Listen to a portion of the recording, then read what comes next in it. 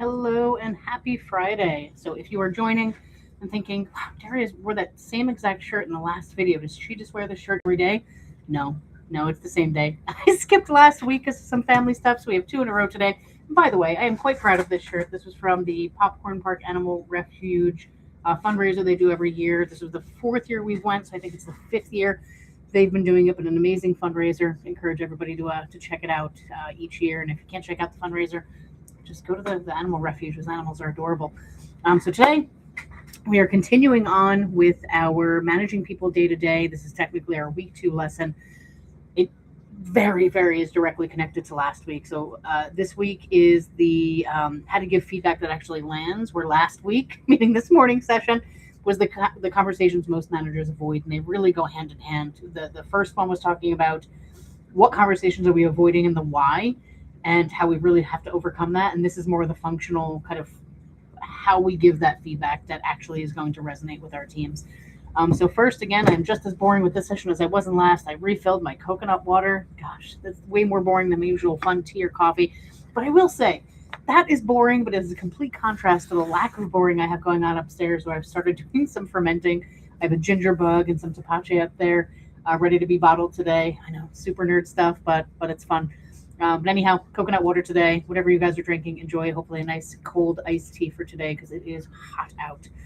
All right, let's dive right in. How to give feedback that actually lands. So again, as I always say, not everything I say is going to be relevant to every single business. I always try to create things that are kind of overall overarching to talk about and discuss topics. And certainly if you need something more customized for your business or your situation, that's what I'm here to do. Give me a call, 732-508-0580, or a text if that's easier for you, or an email, daria@lemayfusiongroup.com. So let's jump right in. When was the last time somebody gave you feedback that genuinely helped you? Not feedback that hurt, not feedback that stung, not that felt like an ambush, you were being attacked, but feedback that actually made you go, I can actually use that. And immediately in my head, I think of examples of both. I did have some feedback that made me feel ambushed and attacked, then some feedback that certainly helped me know that I can do things a little bit better than I was even doing them before. But if you're not like me and you're struggling to think of a moment, you're not alone. That's actually incredibly common. I'm lucky enough to not only have worked in careers where I've been given feedback on a consistent basis from some of my leaders, great feedback, opportunity feedback. I think of one of my mentors and leaders in the past, Bruce Neal, was amazing at that, and giving very direct but honest and compassionate feedback that was truly designed, and you felt truly designed to help you grow, not to belittle. He was amazing at that. But that's not everybody. Not everybody was as lucky. Most feedback people receive, even when well-intentioned, can kind of land badly. Not because the person receiving it is defensive, and not because the person giving it wants to be a jerk or an ass. That's not always it. It's just that it's hard to do. It's hard to do. So today we're going to work on fixing some of that. If you manage anyone, even one person, this is for you. And you know what? I even expand that a little bit. I like to always say that some of the lessons we learn at work can also be used in our home life. I think about even my wife giving me feedback, or me giving feedback to my children. You know, so many of these things are intertwined when we have these skills that we can really use them anywhere. So let's dig in. Why does most feedback not work? Or why does a lot of feedback not work? And the reason why is it kind of starts with the leaders. You guys know I always put the ownership back on us as the leadership team. And it starts with us. And most leaders think that the problem with feedback not working is the person receiving it. They get defensive. They can't take criticism. They shut down. And sometimes that's true. But more often than not, it's the feedback itself that's the problem. And there's a few, I like to iron it down to my bullet points. And there's a few reasons that could be. One is it's too vague. We did a couple months back even now, the paper tearing exercise, where I gave instructions to everybody. Your paper had to look exactly like mine. It never has in all the years I've been doing that, because I specifically and purposefully were giving terrible instructions that were way too vague. So vague instruction can be, you need to be more proactive. I'm not really telling anybody what to do. So it's too vague. It's too late. Feedback delivered weeks after the event has happened feels more like a grudge and not like a coaching moment. You have to give feedback in proper timeline. Has to be fresh, has to be new. Think about, your children. If you're like, hey, remember 3 weeks ago you did this wrong, or you didn't clean you have to remember that. It's not fresh in their mind. Then it just feels like an attack. When you're looking at your employees, at these grown adults across from you, it just feels like an attack at that point. Third is it's too loaded. We talked last week about when you're bottling it up. When it finally does come out, it doesn't come out the right way. It doesn't come out the same way. When frustration has been building and building and building and building, even if you're trying really hard to maintain a neutral tone, boom, it is not happening. You are coming out on fire.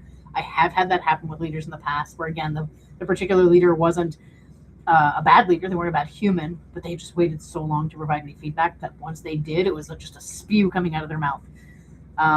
Fourth is it's one directional. I said last week, step 3 of starting these conversations or having these conversations was asking them questions. So one of the reasons feedback doesn't work, one directional. The manager talks, the employee nods. There's no conversation. It just feels like they're getting yelled at. It feels like they're getting talked down to. It's a download of information. It is not a conversation on improvement. And then last, so important, it's only negative.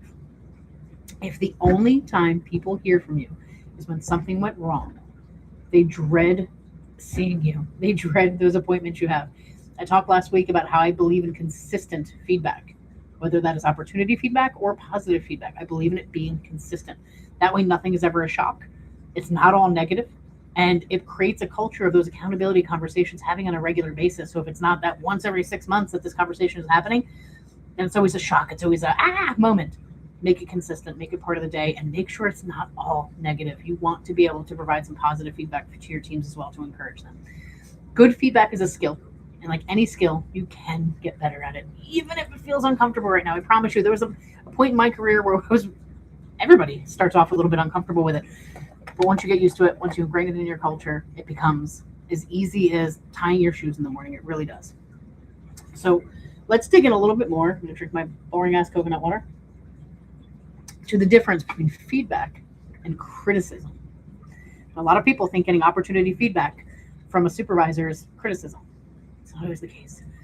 So criticism tells someone what's wrong with them. Feedback tells someone what's happening, why it matters, and what a better path looks like. Criticism is a verdict. You're bad at your job. I hope none of us are saying that, or you probably wouldn't even be on this call because you probably wouldn't care about being a great leader, and that's certainly not great leadership talk. But criticism is just a verdict. Feedback is a conversation. It is a dialogue. It is uncovering, do they have all the tools they need? Are there any obstacles they need me to remove? Do they need any coaching? Do they need any expertise? The goal is to never make somebody feel bad about what they did. That's counterproductive, counterintuitive, and really not what we're designed to do here. The goal is to give them what they need to do it differently. Give them the tools to remove the obstacles. That's what the feedback conversations are for. So when we talk about a feedback framework, again, it doesn't always work for everybody in this exact order, but this is the overarching way that we can certainly customize to your business and your needs. So there's 4 parts of a feedback framework that work for me, generally. One is situation. Be specific about when and where. Not you always do this. Every time you do this. My 17-year-old son has a habit. You always. Oh, when did I do that? What are you talking about? In yesterday's client call, this week's team meeting, this particular project, it has to be very specific about the situation, not a you always do this. Second is behavior. Describe what you observed. We talked about this last week. Describe what you observed, not your interpretation of it. Keep your feelings out of this. Now that's hard, right? Because we're humans. We have feelings. But really, we want to talk about the behavior. We want to talk about the facts. You interrupted the client 3 times is a behavior. You were disrespectful is an interpretation. And I'm not saying you're going to leave all interpretation out, but we have to be sure we have specific facts about the behavior. Third is the impact. We talk about this a lot. Connect the behavior to the outcome. Why does it matter? When this happens, the clients lose confidence in us. The clients don't like us anymore. It makes it harder to close the deals. This is a piece that I think a lot of times our leadership miss because they assume the employee is going to know that. And you might be right. They probably do. But it would be silly for us not to also mention the impact at that point. So they hear it out of your mouth and they can really think about that. What is the impact of these actions? And then fourth, end with what you're asking for. Not what they did wrong, but what you would like to see instead. Give them exactly what you're looking for, exactly the behavior they should be having. Next time, let the client finish before you respond. A pause is always going to be better than an interruption. All right, so situation, behavior, impact, and move forward. Use it every time with, of course, little modifications based on the situation that we're in, absolutely. But it will land, your feedback will land differently than really ever has before. Okay? Now, we talked a few moments ago about positive feedback. Now, I do get some folks that I speak to that say, well, I shouldn't have to give positive feedback. It's their job to do their job. Okay. I'm human. I'm not a robot. I enjoy positive feedback. My later years, I've been in the industries for a long time, been in leadership roles for a long time, and I still enjoy my supervisor, the owner of the company, whomever it might be, saying, hey, Daria, there's a really great job you did last month with those sales numbers. I really enjoy those moments. I'm human, and your teams are going to as well. So most managers give corrective feedback, either regularly or irregularly, however it may be, but the only feedback is the corrective feedback. The positive feedback doesn't exist quite as much. And the positive feedback should also be as thoughtful as when we're giving that corrective and opportunity feedback. And what I mean by that is, hey, you did a great job last week. Unless it's apparently obvious because we've already talked about it or something.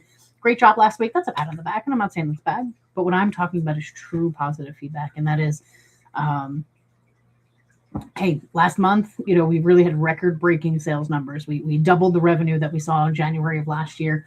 And I really saw the effort that you put into training up the team in front of house and making sure the operations in the back ran smoothly. Like, rock star work. Amazing. Thank you. It's specific. They know exactly what you appreciated. They feel great about it. And now they also know what right looks like. They're going to want to repeat that. They're going to want that feeling again of their supervisor, the owner of the company, the manager, whomever it may be, giving them that praise. Positive feedback motivates people, but then it also defines the standard of work. We talked last week about when you're not managing people and they're operating on a lower standard, you're creating that lower standard as the standard for your company once you accept that. Now, once you praise that overachieving mentality of the overachieving work, you're increasing the standard of work. You're going, that's what right looks like. You worked extra hard. You achieved extra hard. And I'm so proud of you. Now that becomes the North Star of where people want to be. They want to be achieving to that level as well. So I'm a huge proponent of the positive feedback as well, not just the opportunity feedback. If I'm not giving a compliment consistently, I don't feel as good about my day, right? And I know a lot of folks watching who have worked with me in the past know that not only do I like to give the verbal feedback, but I also have my little cards. I wish I had them readily available, but any company that I've worked for, I had these branded cards that had, just blank inside, the company logo and everything on the outside. And actually, a good friend of mine, Simon, used to create a few different ones for me for anniversaries, for birthdays, for congratulations. But inside was blank. And the reason it was blank is because I would handwrite my notes. And I would try to do a couple of them a day. And I have my little, my wax here that I would do. But yeah, I would handwrite a note, wax seal it, stamp it, handwrite the person's name on the front, and I would mail it to their house. Why would I mail it to their house instead of just their work? Because I want their family to see that too. Not only do I want to praise them for a job well done or a congratulations on, could have been something outside of work. They bought their first brand new car, bought their first house. I want their family to understand how appreciated they are at work too, and how great of a job they're doing. Because now, not only did that individual get a card from the whatever role I was in at the point, VP, CEO, but now their family gets to see those accolades. Imagine the feeling that person has at that moment. So yeah, one of my favorite things to do, as you saw, my wax seal right here, is to give positive accolades, not just verbally, not just on the spot, but even in handwritten thank you notes to folks and congratulations notes as often as I can. But two quick things before we close the session out. Again, one of my favorite ones, talking about people and how we can appreciate them. Two things when we talk about feedback. One is timing, and second is tone.